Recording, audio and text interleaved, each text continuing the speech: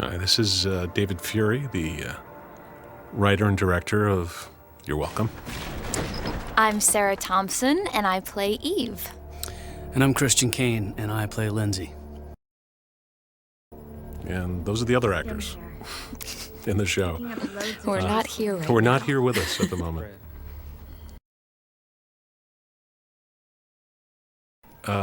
This was shortly after I believe David had knee surgery, which is one of the reasons that Angel doesn't visibly kick in the door, that the door kick happens off screen to save David from having to do that. Yeah, he was having trouble moving around at this point. And he's evil. But, a real sport about it. yeah. I mean, Yeah, Absolutely. he was in a lot of discomfort, but, I was wasn't nervous, just watching him walk around. I'm like, David, you got to take it easy because he was moving so fast. He was moving a lot faster than he should have been. The doctor's like, you got to take it easy, but he's a trooper.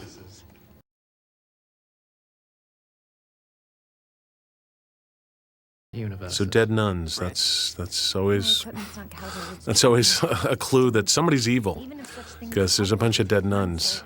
That's it. But probably months or Makes for good TV. weeks if I really. Living with This is a thing that's interesting is I was in a hotel writing this episode before we figured out the story. We didn't really know what the story of the episode was yet, but we knew how it began. So I was already writing this scene before we knew, because I was already into prep of directing it. And usually you want to prep with a full script, and we didn't even have a story yet. So, Charisma Carpenter. Anyway, so I was writing the teaser before we even knew what came after it. Wow. Because we didn't know what we knew. Cordelia was going to wake up. We knew a bunch of stuff, but there was much we didn't know yet. And we knew this was going to be very heavy. This was going to be the big confrontation between Angel and Lindsay. But we didn't quite know what. But for a while, I was hearing rumors that because when me and James were working together, I thought it was going to be a big showdown between Spike and Lindsay. That's what I originally. See, so they threw me. So me and James are getting ready to fight. We were like, yeah, finally. And it turns out it was David. No, it had to be. Yeah. It had to be Angel and Lindsay. Absolutely. I mean, certainly Spike has his reasons after being played by Lindsay. That's one of the things that I'm upset about the way the show ended, is that he never really got any redemption towards Lindsay, and I think that he kind of deserves some. Yeah, well, maybe in the movie. There you go. Exactly. I always wanted a fight scene. We'll bring Lindsay back from the dead, Yeah, 'cause so I'm dead. so Spike can kill him again. Yeah. Just wiping it out, we negotiate.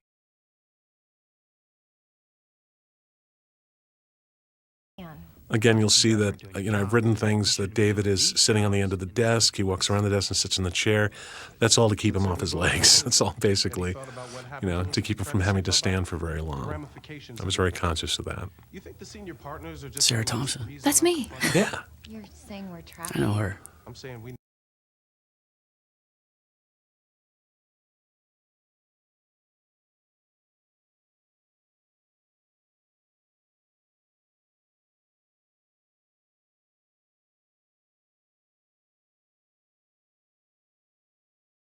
The right call. This is one of those places where we needed to show that Gunn might be more ingrained in Wolfman Hart than anyone else. That he values what he is now. That they've given him all this legal knowledge, and he's more than what he used to be. And he's not going to be as ready to give it up as the others.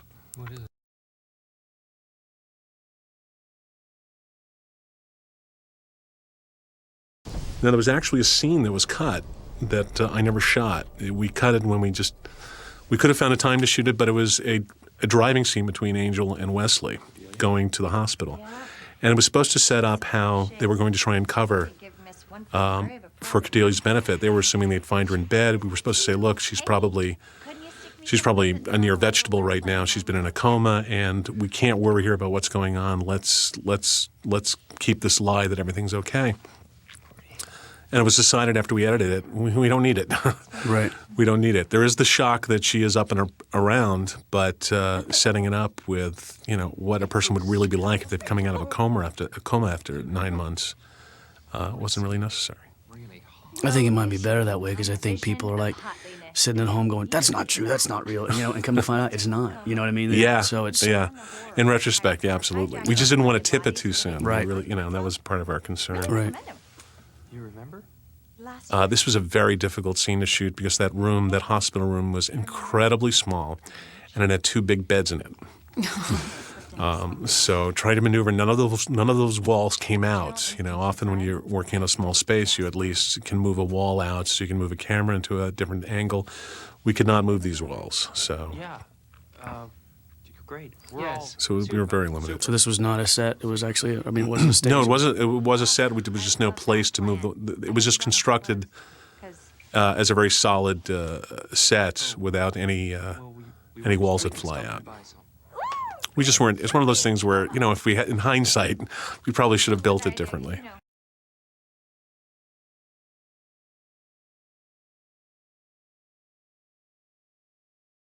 I'd say working with Charisma was a real treat.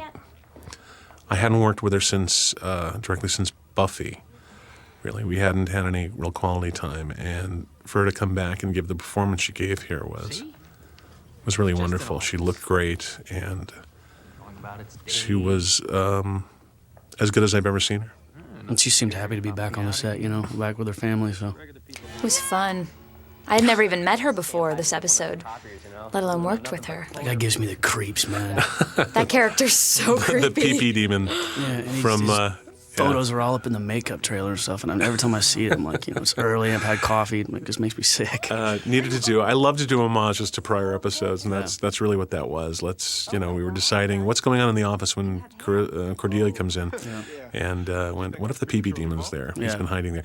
Plus, I make a little allusion to the episode Destiny, where we find out the PB Demon's been drinking the toner in the copy machine, and there's a guy in the Destiny yelling, "There's no more toner! Where's all the toner?" But everybody seems to love that guy, man. Everybody, the fans love him. Yeah, Demon Slave.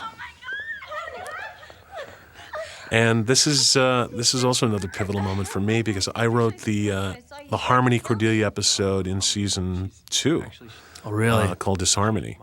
Yeah, it's the first time Harmony ever appeared on Angel, and it was a very Things just keep getting better and better. it was a lot of fun to bring Harmony into this world, and the fact that we came back and made her regulars was the icing on the cake. Right.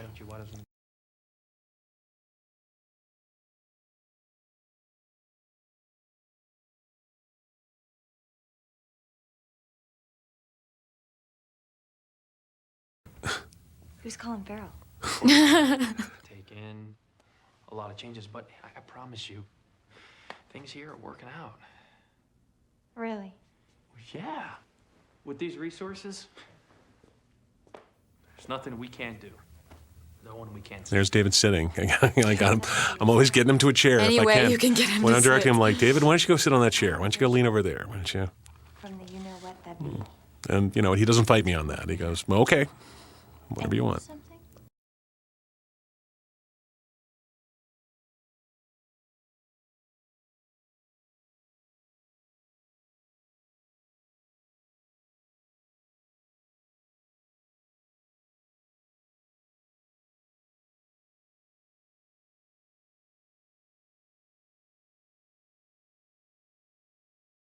Yes, but whose flesh?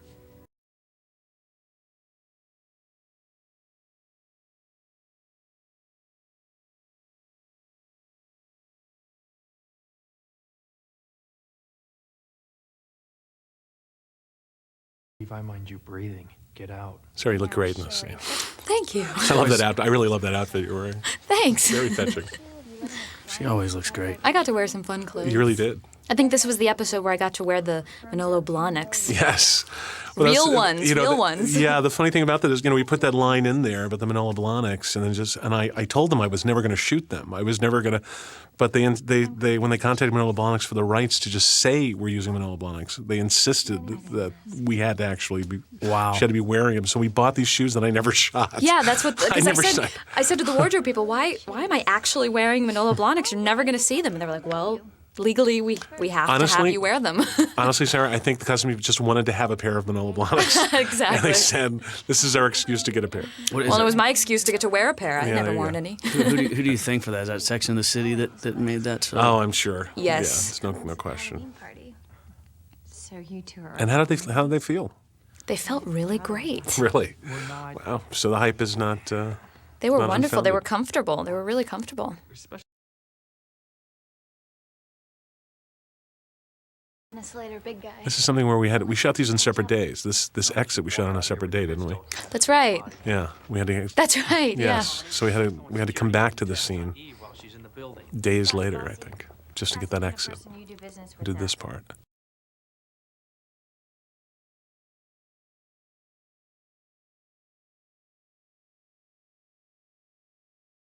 Things in place, I'll drop the paperwork. That was great. Yeah, I was hoping that's. I called the character Izzy for. I knew we never hear his name, and I don't know why I called him Izzy, but I was hoping his makeup would be almost ridiculously cliche for a devil. He looks like exactly almost like a guy in a Halloween costume. But the people at Almost Human, Rob Hall, who did the wonderful monster makeup for us. They always want to give it their own little twist and make it a little more interesting. Sure. And that was one of those situations where I went, it might be a little more interesting. It might have been better if he was redder, just bright red Right. and just very. But it still worked. The joke still worked. We had a hard time getting that shot.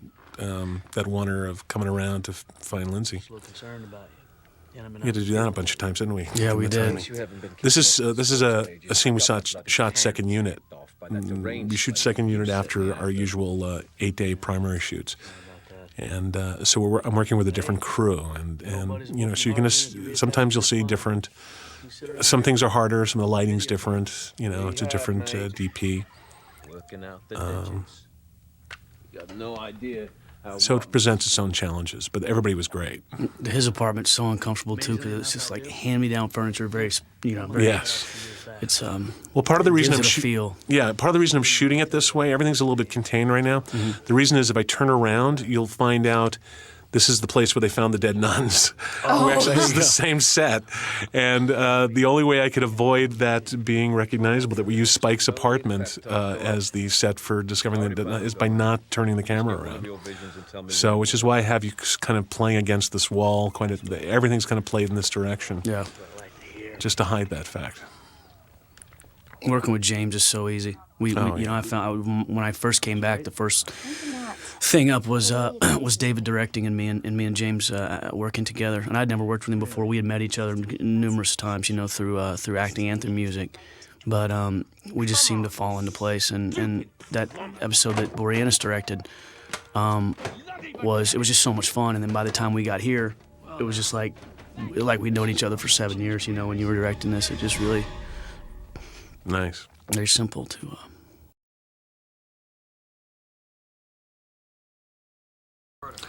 This is a thing I loved being able to do.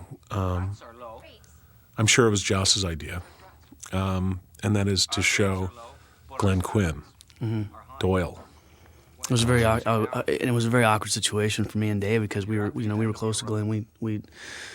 We hung out and stuff. It was he was a good friend of mine and a good friend of David's, and so when I'm sitting around calling myself Doyle, it was a little uncomfortable for me, which I think worked in the character, and it gives David, because David was, like best friends with him in real life as well. So when he comes down the stairs later on and says, this Doyle, I mean, there's some animosity there, you know what I mean? It really worked with the scene. You can see it on his face actually when Spike, in the scene that comes up later, when Spike says some guy named Doyle has been telling me things. Yeah. And you see it on David's face. Yeah. How I didn't know how the powerful that fans, was. and I didn't know how the fans were going to react to that at all, because, there's a lot of fans of Glenn's out there, and I was like, I'm calling myself Doyle, man. If they don't hate me now, they're definitely going to hate me after this episode. I think they appreciated it from the standpoint of we were kind of honoring the Right. memory of Exactly. that Doyle is not a forgotten piece of this world, And that's how I had to deal with it. and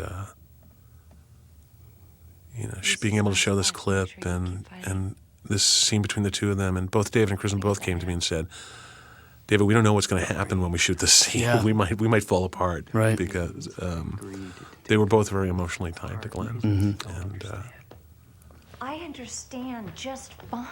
I was just privileged to honor him by having this in the episode. It's very nice. And you really needed, for the 100th episode, You did. You need to go back to the beginning Yeah. and say who got you here. He is missed. A little bit of trivia for you, too. Is that if you realize the only people that are on the show that did the pilot and the final episode are me and David Boreanaz. Wow, that's right. Oh, wow. That's right. Really? That's it. Just me and David. For that reason alone, it had to be you and Angel fighting. Right. In the, it could never have been you and James. Right. What did Gunn ask? I don't remember him. I think people had been waiting for that for a long time anyway. I know I have. That painting behind her, originally in the script, it was meant to be a Liechtenstein. And of course, we could not get the rights to a Liechtenstein. So our fabulous art department just worked up some kind of modern pop art, which I think plays fine. And I'm sure that painting is now hanging in a museum somewhere and worth $800,000. Right.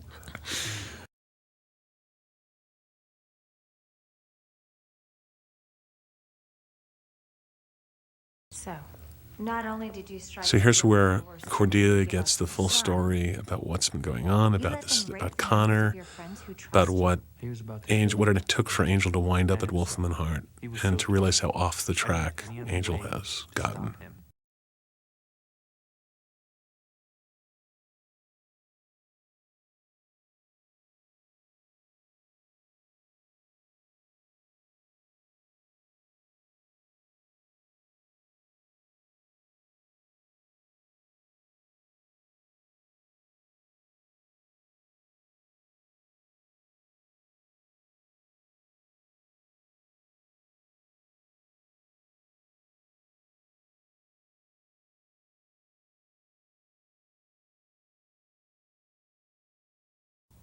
stop him. And here she gets the information that Spike's on the show, Spike, and he's a good guy, he's got a soul now. which is huge news for somebody like He's out there Cordelia. on the Yeah. streets, you know.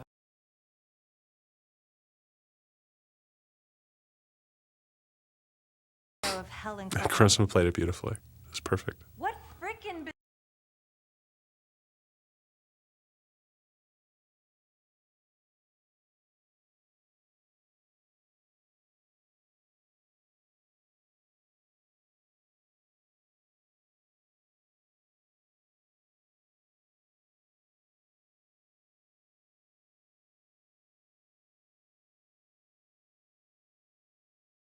for what was The thing that was the little bit of not a challenge, but something that was very important to be aware of is that Angel and Cordelia had a burgeoning romantic relationship, and the Cordelia we saw in season 4 was not really her. So it's never been really addressed that the feelings that were starting to grow, I think by the end of season 3, they've never been able to talk about. All the talk that was done in season 4 we realized we can let go of because it wasn't really her. It was somebody using her body. And I see him around here. here was an opportunity to remind us, like, they could have been something. And that's something some of the fans had problems with. They never thought Cordelia and Angel should get together, and we did keep them apart in a very strong way. But some people also were moved by the idea that these two people who grew to be friends also thought maybe there might be more. No, that's how it works in real life sometimes as well, most of the time.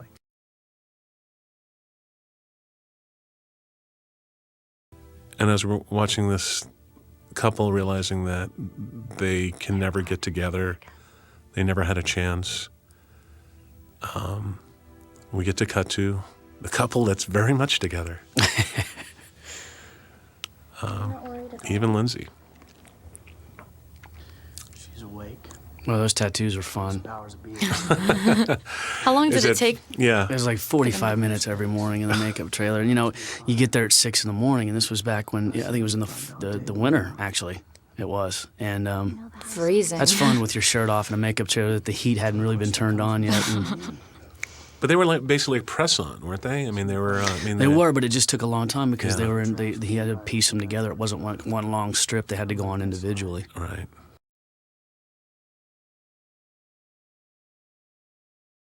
Maybe they're getting too old for You know, we did 2 long takes. We did of this. We did.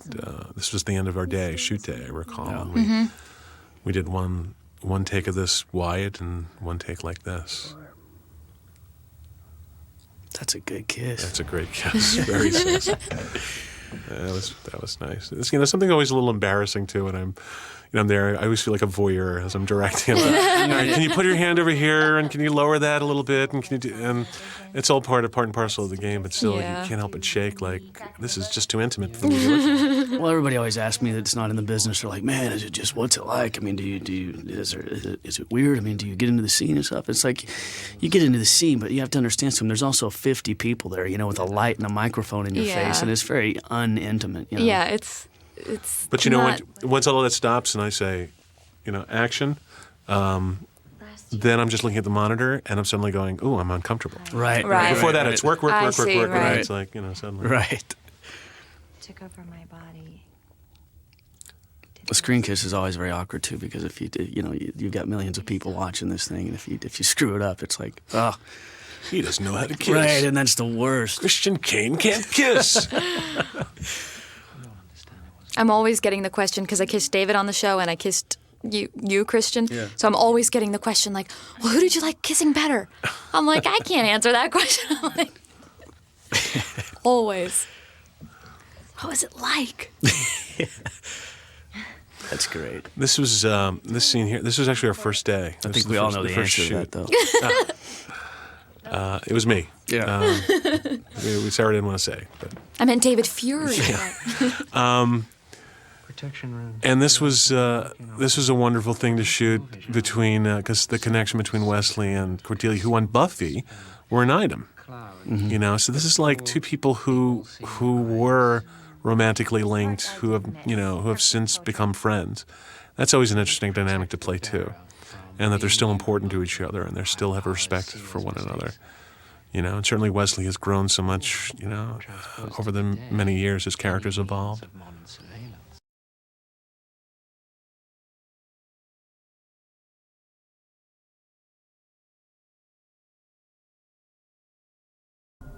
This is one of the things where we're trying to save sets. That door is actually the elevator. Yeah. Right? Remember that? Yeah. This is the elevator. The other side of the elevator. They had to mount a door to. We just didn't have enough set space. I remember walking onto the set that day and I wasn't in that scene and I was so turned around and confused because I was like, where did the elevator go? This was so awesome because it's not CGI. Those lasers were really there, and it was so much fun. Cutting into your legs, cool. burning, Through there. sizzling. Yeah, I felt like I was in a Def Leppard video. Yeah, that was my fear. It's like, will it look cool or will it look? It looked cool when I was walking down, man. I think it looks just fine.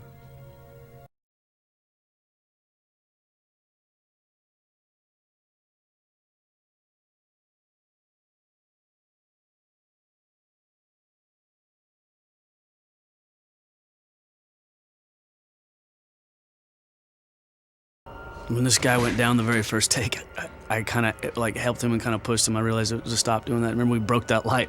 I threw him right into a light and it broke. Right, that was the light that for the locking mechanism for the cylinder that comes up. Right. This is like a rat maze, complete with rats. I love this right here. This is such a great shot. Oh, thanks. This was the first face-to-face of Cordy and Spike, and good guy Spike, who doesn't look like a good guy right now.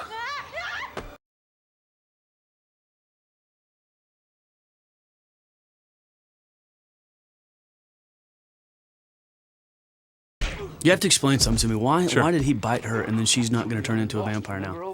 It's only when they drink from the vampire. They have to. The vampire drinks you, and then you have to drink from the vampire's blood, and then you will essentially die and be reborn. Okay.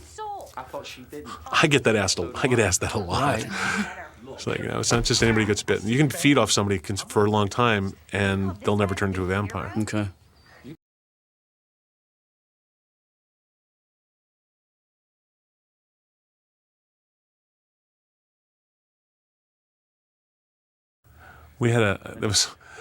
Earlier when he calls him a tit. It's like, did you call me a tit?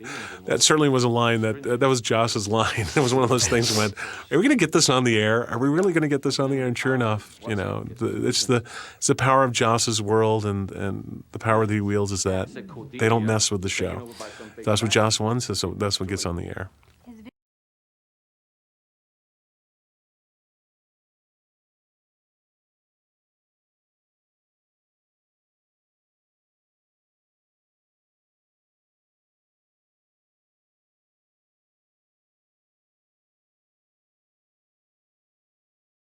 Yeah, see David's face right there. He's really feeling that. Yeah. Still alive.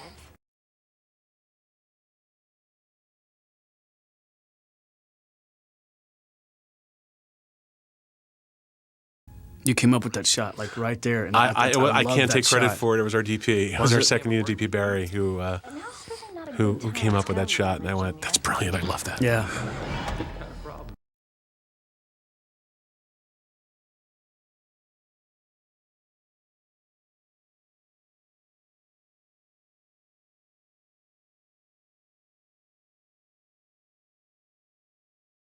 He's the one who told Spud. It is very much for all the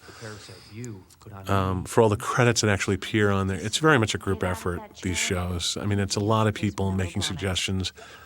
David made suggestions after David's directorial debut in Sole Purpose. I mean, he actually has a great eye for staging. Mm-hmm. He was a great director.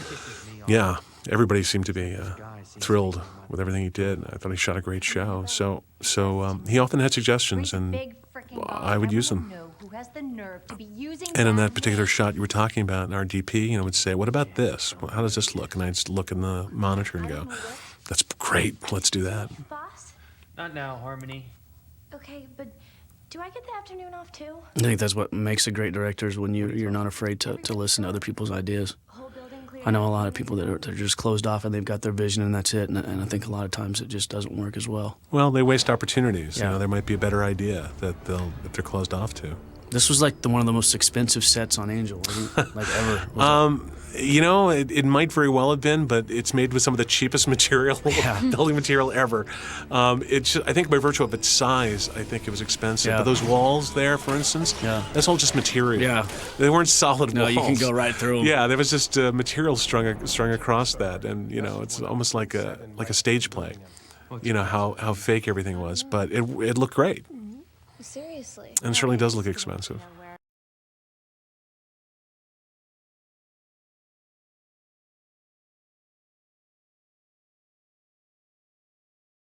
He's right. Oh, that look. What? You torture people all the time. Oh, yes, of course. Now, this is where Sarah gets to be the big good sport here. She slammed down on the desk. Well, what's funny is in this slap, Mercedes accidentally hit me one time because it was all stunt slaps, and one time she accidentally touched me, and she was so upset. She was so worried she'd hurt me, but it actually worked quite well for the take because I reacted by really screaming.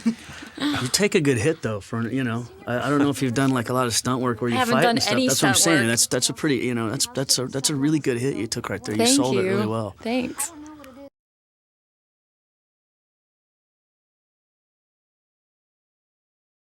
See, this is one of those things that we came up with very late in the story and went, there needs to be some kind of fail-safe device. I can get that out. I can speak. And fail-safe device. There you go. Thank you. And, deciding what that would be and deciding it was some giant, massive King Kong-like monster. Of course, none of which we couldn't afford. Right. But we come up with this late, and we tried to make it work by not seeing it, by seeing as little of it as possible, and seeing some tentacles slapping a wall, and hopefully nobody really cares about that part of the story, because the part of the story I should hope be not, because when it comes up that claw, I was laughing at that claw. It's like a big lobster Yeah. claw. I was like, come on, man.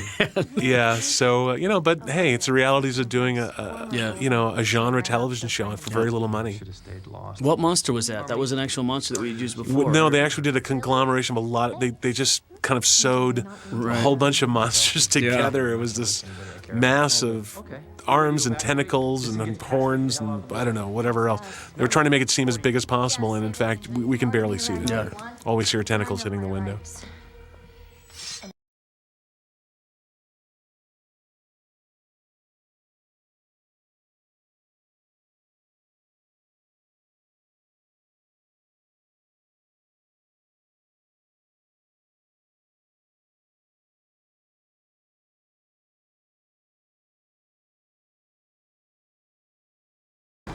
Cordelia kept bending her sword. Yeah. When she was Her fighting plastic- her sword, her plastic sword, her yes. sword kept bending. They had to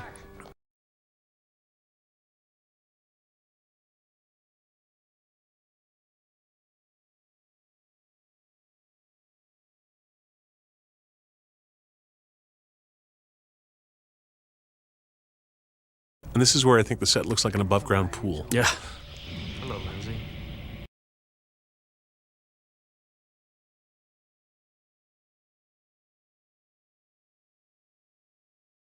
Oh, and you're both. It's a great line.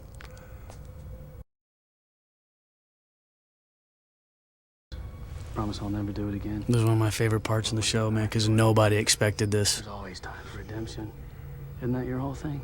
You had your chance. Originally, it was a punch, I believe, Yeah. that was going to make him fly, but we couldn't get that to work, so it's a throw. But that's pretty pretty impressive It was for nice. some lawyer. Yeah. Like, hey, wait a minute, he's stronger than he looks.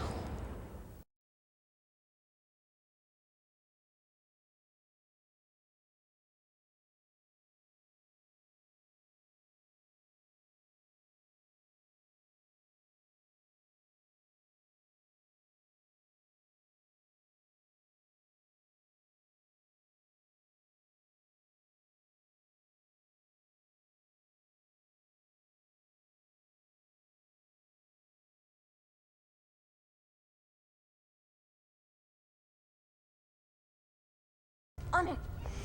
She did a really good job in this scene. Go and get yourself a little mojo. Yeah, this was we spent about 3 days in this chamber. 3 days in this chamber. You know. Wow. This is a And again, you have to remember when you're watching me and David do this, he's being a trooper because his knee is still screwed up. And Yeah. he's making those movements, you know. Okay, let's try the blue one. It was a lot of fun. And when Joss asked me to come back, he was like, I was in New York filming Taxi at the time with Queen Latifah and Jimmy Fallon. He said, do you want to come back? And immediately I said yes, because me and David had been talking about working together for 2 years. And, God, I love that, flying around on tables. Those guys were good. They sell that crap at the airport. And he asked me to come back, and I said, I'm just getting tired of getting my ass whooped by these girls on the show. I go, at least let me have some redemption. He was like, no, it's a different character. I go, it's not Lindsay. He goes, no, it's Lindsay. It's just different. He's been away training for a while. He's ready to come back and get it on. And so that was a lot of fun for me. From going from, my only weapon was my pen for the first 2 seasons, and I get to come back and do this, which is what I love. We never fully explained, we always talked about trying to explain Lindsay's journey about how he became this. Yeah. We never had a real opportunity to do that. We had talked about him actually, traveling, like gaining different powers Yeah. in different places, mentors. I think it would have been introduced if it would have gone further. I just got done with Secondhand Lions, earlier that year, and actually a year ago from that, and so I'd done a lot of sword training with Anthony DeLongis, who's one of the greatest sword teachers for film I believe there is in America, and he taught me a lot of stuff. And so I had talked to some of the producers and some of the writers, and I said, listen, I just got done with all the sword stuff. There's really nothing I can't do with a sword now. I know all the, if you guys want to incorporate that somehow, and sure enough, you did, and I really appreciate that. Oh, yeah. because it was a lot of fun. That was the inspiration for that fight. We just said once we heard you, Yeah. you had a lot of sword skill. We went, well, that's it. It's going to be Lindsay and Angel with a sword. Because Yeah. we didn't want to see you trading blows Right. so much. Because It always happens. we just saw Spike and Angel doing Yeah. that. We wanted to see something different. And knowing that you you were adept at swordplay. Yeah. We thought this was a great opportunity to do that. Worse when you cut off my hand. And throughout this whole thing, the way you wrote this, there's a lot of references to like almost like 4 or 5 individual meetings that me and Angel have had. And you did really, when you. This is one of those scenes. Can't take full credit. Steve DeKnight actually wrote a lot of those scenes here because it's as I often did. I went to him for the fights. But yes, a lot of it's me and a lot of it's Steve. And we did want to, being the 100th episode and being this climactic battle between Angel and Lindsay, we needed to touch on a lot of points in your relationship, the two of you. Yeah.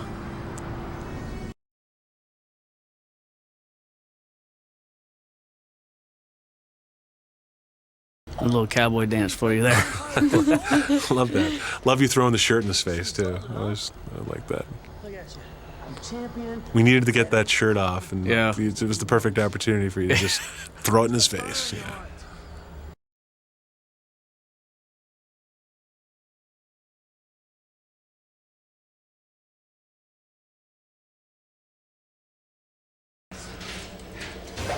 We had to cheat so much. That cylinder rising, we had to keep it. It doesn't go that high. No. It doesn't go that far from bottom to top. So we had to keep cheating it to make it seem like, it's still rising, still rising. Oh, now it stopped. Like that was so hard. I tell you what, every time every time I hit that grate, man, it hurts. That's like a metal grate, and you get your finger caught in there and fall off the side, you could lose a couple of digits. Just don't matter. Like, that hurts when you go down on that thing, man. Doesn't matter what you tried. I just love this scene. This may be one of my favorite scenes that we've ever done. Me and David.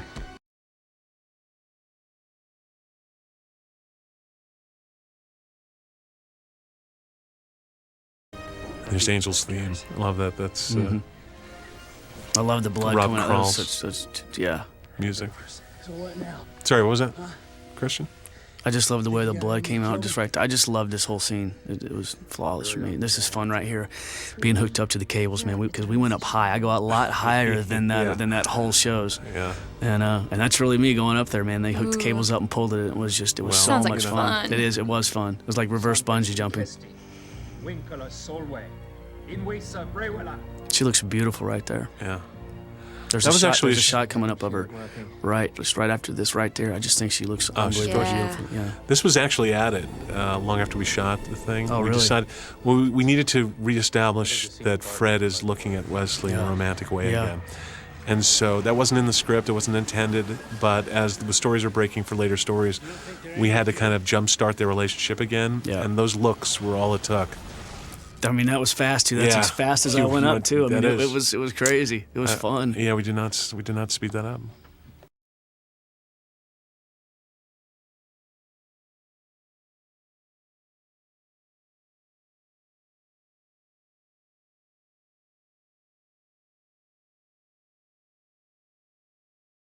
That's a great little vulnerable blink there. Sorry.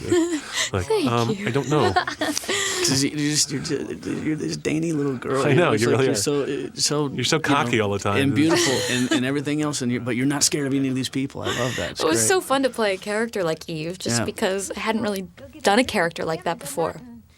And she's so different than me in real life, so it was awesome. Because if you know you in real life, I've known you for years, actually, even before, and you're such a sweetheart, and so just.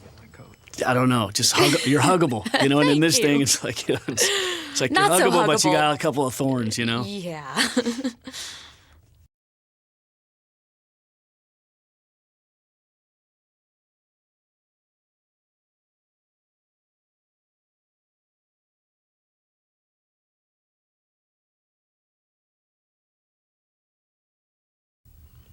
And here comes all the bittersweet stuff. Yeah. Not to be glib, this was a very emotional scene for everybody. I actually, both actors were very moved during this, and both wept. My God, And you are I have to say that I joined them. Yeah. Sometimes I envy Joss, who can always always kind of dissociate himself from the work enough that he can look and he can be moved by something and moved. And I always thought, wow, I wish I could do that. I'm always just kind of looking at, well, is the angle right or the performance is there? And when everything just kind of clicks and you just forget and you're just suddenly overcome with emotion, you go, I guess this is right. Yeah. I guess this is what it's supposed to be. It's a very powerful scene. I think you were the one that helped me. Did my part. You'll notice David's sitting. Lindsay waited. Yeah. Got him sitting.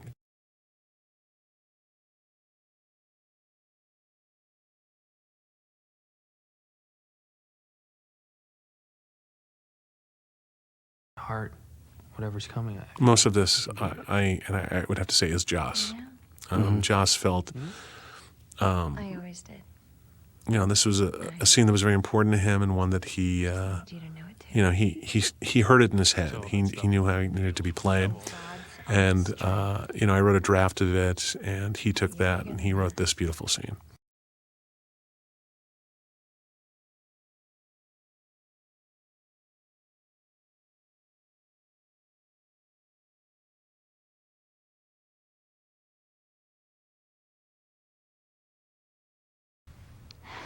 A lot of times television is, no one realizes how quick we work and how quick we get things done because you have to. And a lot of times things get lost, and it's very presumptuous, and it's you know what's coming next, and you see what's coming, and a couple minutes into it how it's going to end. And I think this episode had so many things that you didn't see coming, and you did such a great job on that. Road. And this is my offering. We all did, Christian. Wow, thanks. Powers that.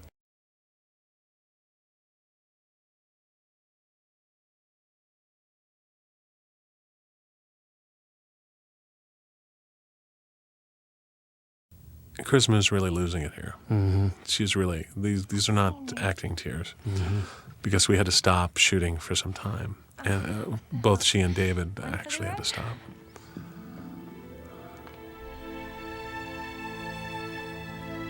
This kiss becomes more meaningful when you look at the finale of season 5. Yeah.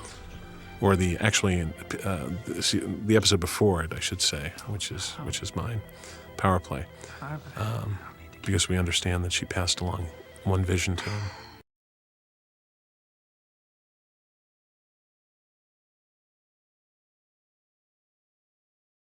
And some people might complain that we didn't show it here. Mm-hmm. But if we showed it here, then we kind of blew exactly. it. You'd blow it. That's my whole thing with what I was saying earlier, is you can't give everything away, Right.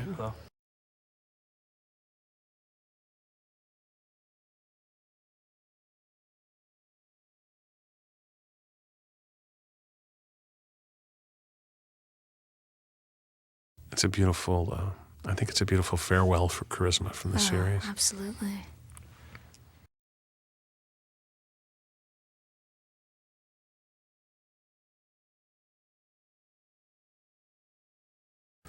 This was one of the few takes I did where David broke a few times. Yeah. He was a good actor, man. He was in the scene, It's like, that's what he is. And he's an emotional guy anyway. Everybody thinks he's like this tough, rough and rugged guy, but he's got a big heart, man. That's why he's one of my best friends. Thank you. I think he heard you. Yeah. Yeah, exactly. That's a great episode. Yeah. And it was a lot of fun to do. Thanks for letting me. fun one. Thanks for letting me be a part of that, man. I really appreciate that, David. It was great fun. too. Well, it's just a reminder of a really great show and of a great series that we all got to be a part of. Yep. Very lucky in that way. And we get to move on to other things, but we have our memories. Absolutely. And these DVDs And with the the commentaries. DVDs. That's right.